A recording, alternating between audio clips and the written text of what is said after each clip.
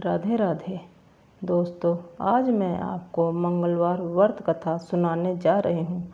कुंडलपुर नामक एक नगर था। उसमें नंदा नामक एक ब्राह्मण रहता था। प्रभु की कृपा से उसके पास सब कुछ था।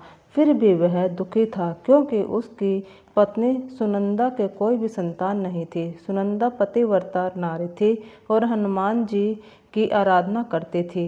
मंगलवार के दिन व्रत करके अंत में भोजन बनाकर हनुमान जी का भोग लगाने के बाद स्वयं भोजन करती थी। एक बार मंगलवार के दिन वह गृह कार्यों की अधिकता के कारण हनुमान जी को भोग न लगा सकी, तो इस पर उसे बहुत दुख हुआ। उसने कुछ भी नहीं खाया और अपने मन में प्रण किया कि अब तो वह अगले मंगलवार को ही हनुमान जी का भोग लगाकर ही अन्न जल ग्रहण करेगी।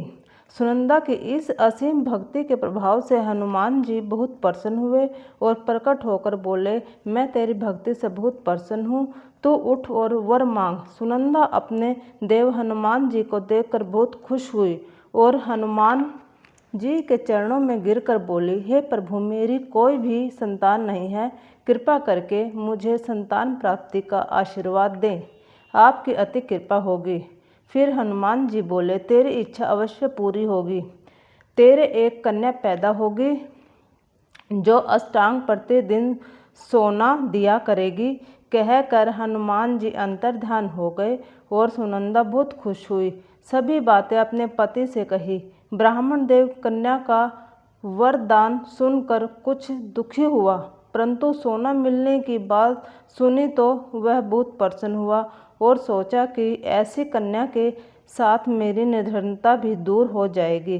श्री हनुमान जी की कृपा से वह गर्भवती हुई और 10वें महीने में उसे बहुत सुंदर कन्या प्राप्त हुई।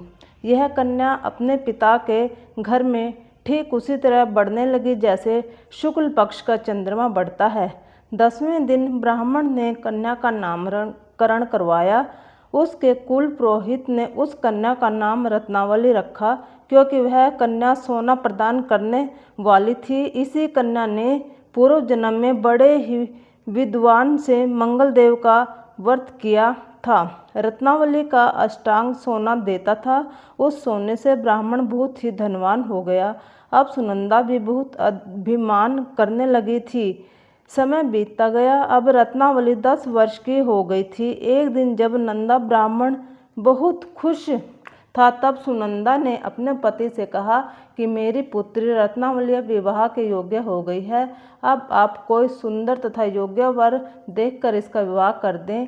यह सुनकर वह बोला, अभी तो रत्नावली बहुत छोटी है। तभी ब्राह्मण में बोली, शास्त्रों की आज्ञा है कि कन्या 8वें वर्ष में गौरी, 9वें वर्ष में राहिणी, 10वें वर्ष में कन्या, इसके बाद रजस्वला हो जाती है। गौरी के दान से पाताल लोक की प्राप्ति होती है, राहिणी के दान से बैकुंठ लोक की प्राप्ति होती है और कन्या के दान से इंद्रलोक में सुखों की प्राप्ति होती है। अगर प्राणनाथ रजस्वला का दान दिया जाता है तो घोर नरक की प्राप्ति होती है। तब ब्राह्मण बोला, अभी तो रत्नावली मात्र 10 वर्ष की है और मैंने तो 16 साल की कन्याओं के विवाह करवाए हैं, अभी क्या जल्दी है। तब सुनंदा बोली, लगता है आपको लोभ अधिक हो गया है। शास्त्रों में कहा गया है कि माता पिता और बड़ा भाई रजस्वला कन्या को देखते हैं तो वह अवश्य ही नरकगामी होते हैं। तब ब्राह्मण बोला, ठीक है, कल मैं अवश्य ही योग्य वर के लिए अपना दूत भेजूंगा। अगले दिन ब्राह्मण ने अपने दूत को बुलाया और दूत भेज दिया, जैसे ही मेरी कन्या है वैसा ही सुंदर वर उसके लिए तलाश करो। दूत अपने स्वामी की आज्ञा पाकर निकल पड़ा। पंपई नगर में उसने एक सुंदर लड़के को देखा। यह बालक ब्राह्मण परिवार का बहुत ही गुणवान पुत्र था। इसका नाम सोमेश्वर था। दूत ने उस सुंदर व गुणवान पुत्र के बारे में अपने स्वामी को सारी बात बता दी। नंदा को भी सोमेश्वर अच्छा लगा। फिर शुभ मुहूर्त देखकर विधि पूर्वक कन्यादान करके वह दोनों बहुत संतुष्ट हुए, परंतु ब्राह्मण के मन में तो लोभ समाया था। उसने कन्यादान तो कर दिया, पर वह बहुत खिन्न भी था। उसने सोचा कि रत्नावली तो अब चली जाएगी और मुझे उससे जो सोना मिलता था अब वह नहीं मिलेगा। मेरे पास जो धन था कुछ तो इसके विवाह में खर्च हो गया और जो कुछ बचा है वह कुछ दिनों में ही समाप्त हो जाएगा। मैंने तो इसका विवाह करके बहुत बड़ी भूल कर दी। अब कोई ऐसा उपाय हो कि रत्नावली मेरे घर में ही रहे, अपने ससुराल न जाए। लोभ रूपी राक्षस उसके दिमाग पर छाता ही जा रहा था। रात भर सोच विचार करने के बाद उसने बहुत ही क्रूर निर्णय लिया।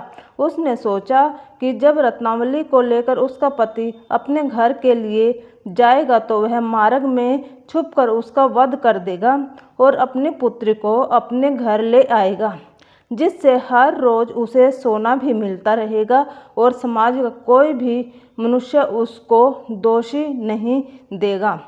सुबह हुई तो उन्होंने अपने जमाई और लड़के को बहुत सारा धन देकर विदा किया।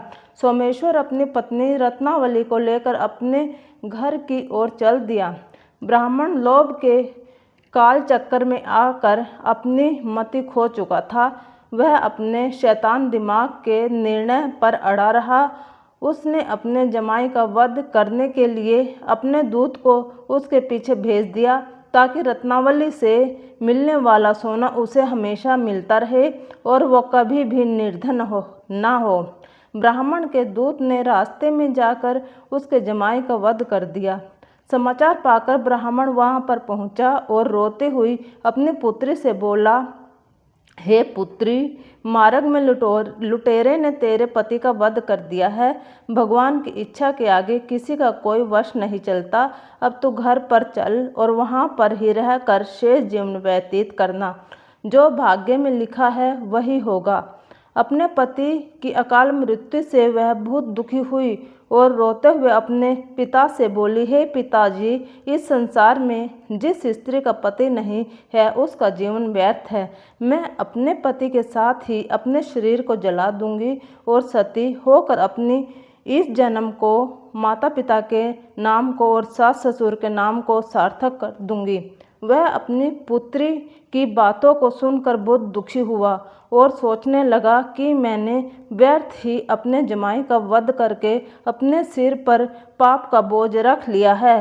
रत्नावली तो उसके पीछे अपने प्राण तक भी देने को तैयार है।